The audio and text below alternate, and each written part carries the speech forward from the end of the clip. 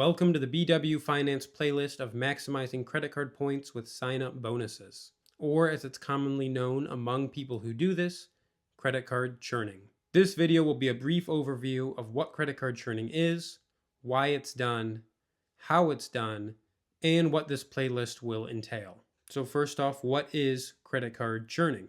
Credit card churning is the strategy of opening credit cards for the primary reason of obtaining the bonus before canceling the card. How it works is that people will find a card that interests them that offers a sign-up bonus. They will meet the requirements, usually in the form of a minimum spend requirement. After meeting the requirements, they will be awarded the bonus. They will redeem it with a variety of different methods, and then they will cancel or downgrade the card to avoid paying annual fees or to avoid having the card open. The name of the game is opening as many cards as possible without damaging the credit score too much and maximizing the amount of value obtained through bonuses. So why do people do credit card churning? Well, you can probably guess already. Instead of accumulating points slowly over time, people are able to get hundreds of thousands of points in just a few months or even less than a month.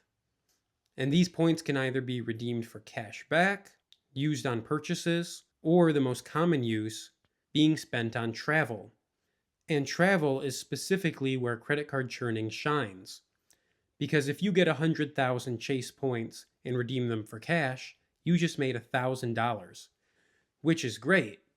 But if you redeem it through travel partners, you could get $2,000 or $3,000 or more in free travel for the same bonus. So the main reason people churn credit cards is to accumulate points the fastest way possible. But there is also other minor reasons. For example, someone may want to try out a premium credit card with lounge access or other benefits, but they can't justify continually spending the annual fee. So the bonus makes the annual fee worth it, and they can try that card out for a limited time. But we should mention the risks. And I'm going to have a whole video going over the pros and cons of credit card churning, but this is just a brief introduction. The most obvious risk is the risk to your credit score.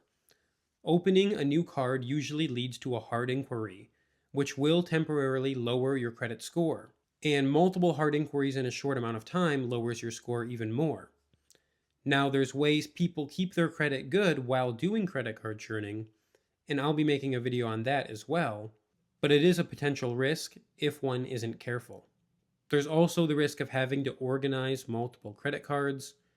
Someone might forget to close one of their credit cards that they churned, and then interest accumulates on the balance.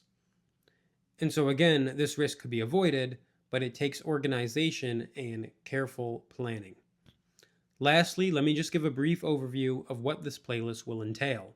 I'm going to have step-by-step videos on how credit card churners pick a card, how they meet the bonus even when requirements seem huge, how they redeem points to maximize value, how they end the whole process, and in some cases, how they repeat it.